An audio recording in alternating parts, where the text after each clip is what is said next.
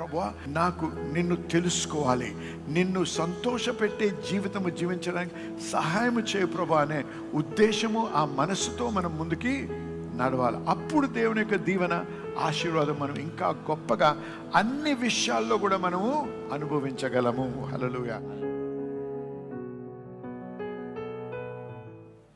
మరి మనందరం, మీలో కొద్దిమంది మర్చిపోయి ఉంటారేమో, కొద్దిమంది వినుండరేమో, కానీ మనందరం కూడా సంఘముగా 21 దినాల ఉపవాస ప్రార్థనలో ఉన్నాం. అది నిజమైతే ఆమేనండి. హల్లెలూయా. తెలిసి కూడా పాల్గొకుండా ఉన్నటువంటి వారు కూడా ఉన్నారు. చూడండి, ఇది నా కొరకు కాదు, మనందరి కొరకు. మనము దేవునికి సమీపంగా రావాలని, మనము దేవుని హృదయాన్ని తెలుసుకోవాలని, దేవుణ్ణి సంతోషపెట్టే జీవితం జీవించాలనే ఆశ కలిగి ఉండాలి. మనం అనేక సార్లు మనుషులు నాకు ఇది కావాలి, అది కావాలి, లేకపోతే ఉద్యోగం కావాలి, డబ్బు కావాలి, పదవి కావాలి, సంతృప్తి కావాలి, ఇవన్నీ ఆశిస్తూ, లేకపోతే అవసరాలు తీర్చబడాలనే ఆశతో ఉపవాస ప్రార్థన చేస్తారు. దేవుడి కనికరం గలవాడు, మరి వాత్సల్యం కలిగిన వాడు కాబట్టి మన ప్రార్థనలు ఆలకిస్తాడు, మనకి జవాబు ఇస్తాడు. కానీ వాక్యంలో చూసినట్టయితే అనేక మార్లు దేవుడు ఉపవాస ప్రార్థనతో ఎందుకు రమ్మన్నాడంటే, మనల్ని మనం మారడానికి, మన హృదయము, మన వైఖరి మారి ఇహలోకపు వాటికంటే దేవుణ్ణి ఎక్కువగా కోరాలనేటువంటి ఉద్దేశము, అటువంటి మనస్సు కలిగి ఉండాలని. జాగ్రత్తగా వినండి.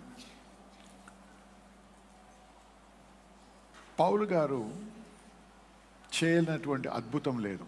మరణించి వాడు లేపాడు, పుట్టుకతో కుంటివాడిని ఆజ్ఞతో స్వస్థపరిచాడు,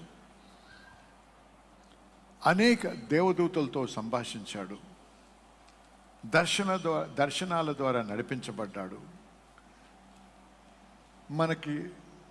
మనం చూసే నూతన నిబంధనలో దాదాపు 3 ఆయనే రచించాడు. సంఘము గురించి ప్రత్యక్షత ఆయన ద్వారానే వచ్చింది మనకి. అంత గొప్ప రెవల్యూషన్లో నడిచినటువంటి వ్యక్తి, అంత గొప్ప అనుభవంలో ఉన్నటువంటి వ్యక్తి, దేవునితో నడిచినటువంటి వ్యక్తి. ఫిలిప్పీలకు రాసిన పత్రిక చూద్దాం. ఇది if I can find that.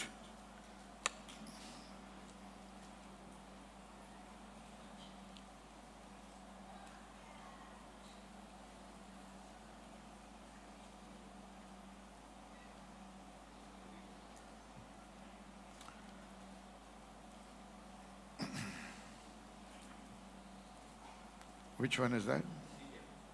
Okay. 3:11. It's not 3:11.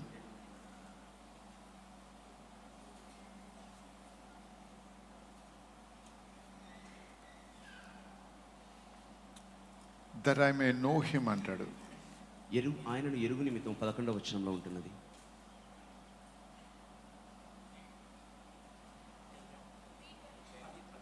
Yeah, 10, not 11, 10. That I may know him and the power of his resurrection. ఆయన పునరుత్థాన బలమును ఎరుగు నిమిత్తము. ఇక్కడ పౌలు గారి తపన ఏంటి? ప్రభువా, ఇంకా అద్భుతాలు నా ద్వారా జరిగించు, లేకపోతే నాకు ఇది కావాలి, లేకపోతే నాకు అది కావాలని కాదు. దేవా, నా తపన ఒకటే, నేను నిన్ను తెలుసుకోవాలి. అందుకే దేవుడు ఆయన ఆశీర్వదించాడు. దావీదును గమనించండి. వీరందరూ బహుగా దీవించబడినటువంటి వ్యక్తులు. దావీదు, సామ్స్, కీర్తనలు. Is it 42 or 44?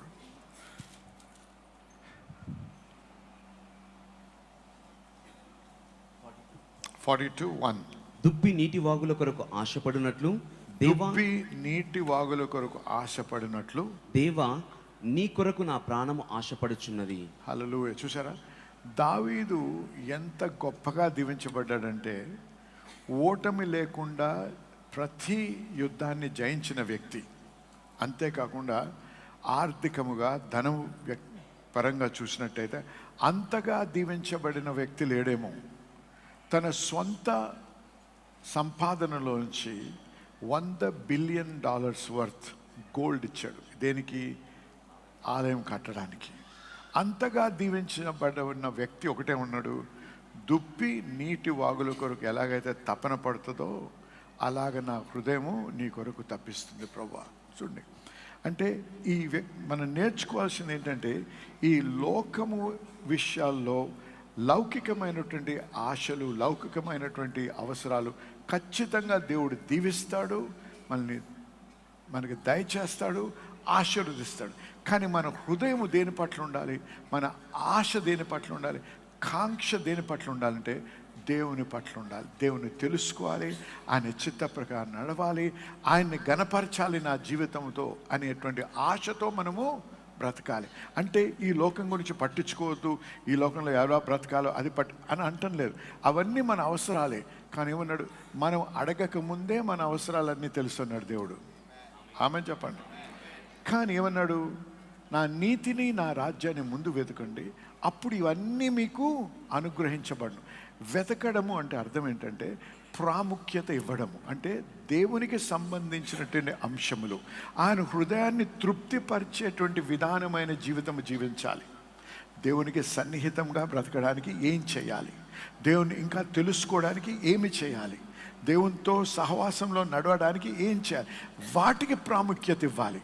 మనం ఏం చేస్తామంటే సమయం ఉంటే సంఘానికి వస్తాం, సమయం ఉంటే ప్రార్థన చేస్తాం, సమయం ఉంటే వాక్యం చదువుతాం. చూడండి, వాక్యం ఎందుకు చదవాలో తెలుసా? వాక్యముని లోగోస్ అంటాం. లోగోస్ ఇంగ్లీష్లో చెప్తాను. లోగోస్ అనేది ఒక పుస్తకం కాదు. మనం బైబిల్ అనే పుస్తకాన్ని లోగోస్ అనలేము. బైబిల్లో లోగోస్ ఉంది అంటే అర్థం ఏంటంటే it is the intentions of God. దేవుని ఉద్దేశాలు ఉన్నాయి దానిలో. It is the heart of God. దేవుని హృదయం ఉంచబడింది. It is the dealings of God. దేవుడు వ్యవహరించే విధానం. ఇప్పుడు నేను దేవుణ్ణి నా కళ్ళతో చూడలేను, నా చేతులతో పట్టుకోలేను, ఆయనతో ఎదురుబది సంభాషణ చేయలేను. కానీ ఆయన నాకు తెలుసుకోవాలనే ఆశ నా హృదయంలో ఉండాలి. దాన్ని బట్టి నేను వాక్యం చదువుతాను. ఎందుకు? వాక్యం చదువుట ద్వారా ఏమవుతుందంటే ఆయన ఇతరులతో ఇతర పరిస్థితులు, ఇతర వ్యక్తులతో ఏ విధంగా ప్రవర్తించాడు, దేవుడు ఏ విధంగా నడిపించాడు, దేవుడు ఏ విధంగా వారికి విడుదలనిచ్చాడు, దేవుడు ఎందుకు ఆ వ్యక్తిని ఆశీర్వదించాడు, ఎందుకు ఆశీర్వదించలేదు, ఇవన్నీ చదవడం వలన నాకేం తెలుస్తుంది? దేవుని యొక్క హృదయాన్ని నేను అర్థం చేసుకోగలను. అర్థమైన వాళ్ళు ఆమెను చెప్పండి. దీనివలన ఏమవుద్ది? నేను దేవుని దగ్గరకు వచ్చినప్పుడు ఆ అవగాహనతో నేను దేవుని దగ్గరకు వస్తాను కాబట్టి, ఆ ఆశతో వస్తాను కాబట్టి, ఇంకా లోతుగా దేవుణ్ణి తెలుసుకొని నేను దేవునితో నడవడానికి ఆస్కారం కలుగుతుంది. అర్థమైన వారు ఆమెనండి ఒకసారి చూసారా? అందుకే వాక్యం చదవడం నిర్లక్ష్యం చేయకూడదు. చదవడమే కాదు, ధ్యానించమన్నాడు. ఎందుకంటే చదివినప్పుడు మనం చదువుతాము, అది రాయబడ్డది సరే, కానీ ధ్యానించినప్పుడు దాని లోతైనటువంటి అర్థాన్ని మనము తెలుసుకొని దాని వలన అర్థం తెలుసుకోవడం కాదు, దేవుని హృదయాన్ని తెలుసుకుంటాం. గమనించండి, నిన్న నేడు నిరంతరము ఏకరీతిగా ఉండే దేవుడు మన దేవుడు. హల్లెలూయా.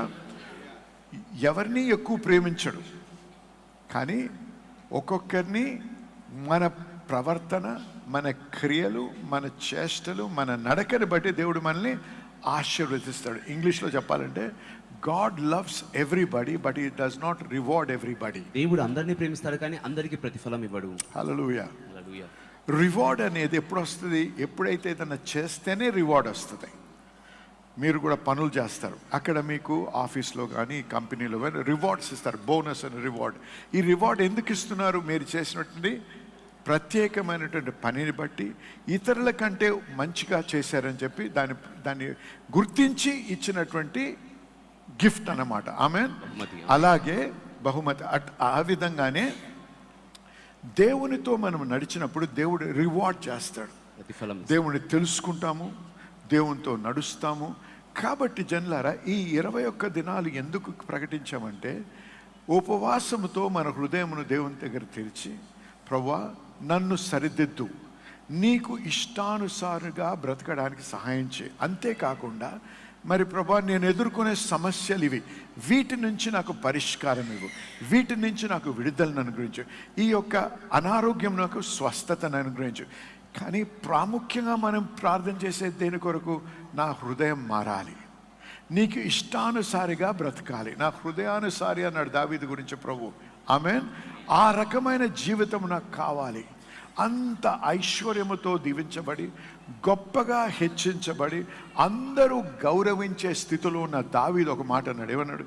దుప్పి నీటి వాగుల కొరకు ఏ విధంగా అయితే తప్పిస్తుందో నా హృదయం నీ కొరకు తప్పిస్తుంది ప్రభా. అది చూసినప్పుడు దేవుడు ఆకర్షించబడ్డాడు దావీదు పట్ల. అటువంటి హృదయ వైఖరి కలిగిన జనముగా మనం ఉండాలి. అర్థమైన రామని చెప్పండి.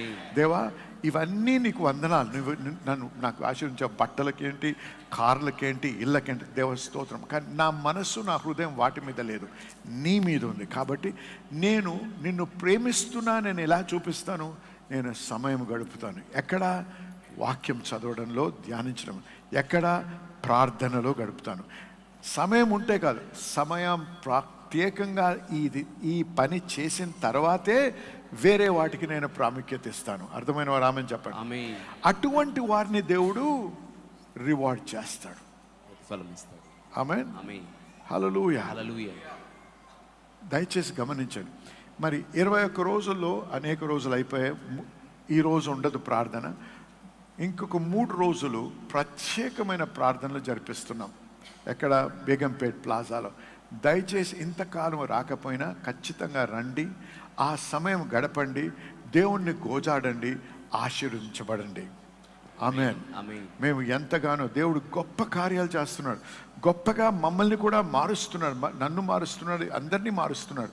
ఇక్కడ గత వారంలో మీకు తెలుసో తెలియదు కానీ కొద్దిమంది మన దేవుని యొక్క కృపను బట్టి మన ప్రార్థనలే కాకుండా మధ్యరాత్రి 12 నుంచి 3 గంటలకు ప్రార్థనలు అవుతూ ఉన్నాయి.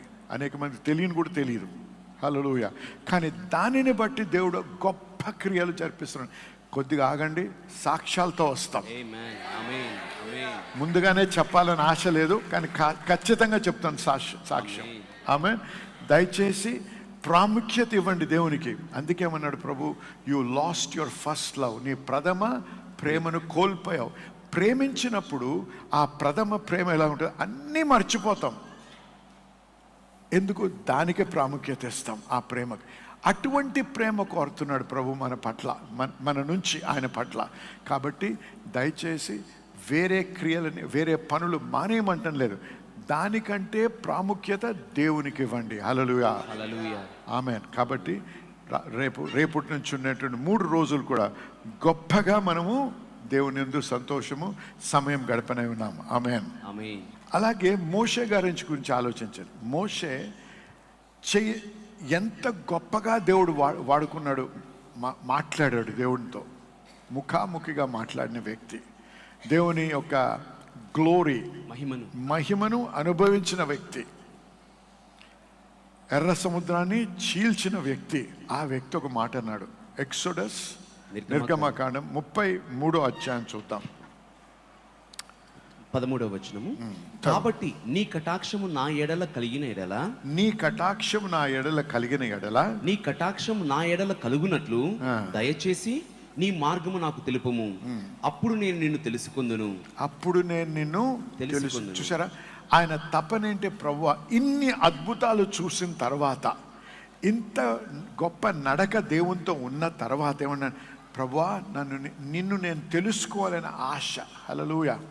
ఇది మనకి, it should be a driving force, మనలో నడిపించే విధానంగా ఉండాలి. అది మనల్ని తినేయాలి, ఆ ఆశ మనల్ని తినే. ప్రభువా, నాకు నువ్వు కావాలి, నాకు నిన్ను తెలుసుకోవాలి, నిన్ను సంతోషపెట్టే జీవితము జీవించడానికి సహాయం చేయ ప్రభువా అనే ఉద్దేశము, ఆ మనసుతో మనం ముందుకి నడవాలి. అప్పుడు దేవుని యొక్క దీవెన, ఆశీర్వాదం మనం ఇంకా గొప్పగా అన్ని విషయాల్లో కూడా మనము అనుభవించగలము. హల్లెలూయా. కాబట్టి మీలో కొద్దిమంది అన్న ఈ 21 రోజుల్లో మరి ఉపవాసం ఉన్నారని నమ్ముతున్నాను. మరి ఉన్నటువంటి వారు ఖచ్చితంగా మీరు రివార్డ్ చేయబడతారు. చేయనటువంటి వారు రానున్న 3 రోజులన్నా చేయండి. చేసి ఒక్క పూటన్నా చేయండి, కానీ ఆశ తెలియపరచండి దేవుని. ఉపవాసంతో నేను దేవుడిని, ప్రభా, హంగర్ స్ట్రైక్ కాదు ఇది, ప్రభా నాకు ఆహారం కంటే నీ సన్నిధి నాకు కావాలి అని దేవునికి వ్యక్తపరచడానికి చేస్తున్నటువంటి క్రియ, అంతే తప్ప తిననందుకు దేవుడు నిన్ను దీవించాడు. నీ హృదయాన్ని బట్టి, నీ హృదయ వైఖరిని బట్టి, నీ ఆశని బట్టి దేవుడు నిన్ను దీవిస్తాడు. నమ్మిన వారు ఆమేన్ చెప్పండి. ఆమేన్. హల్లెలూయా.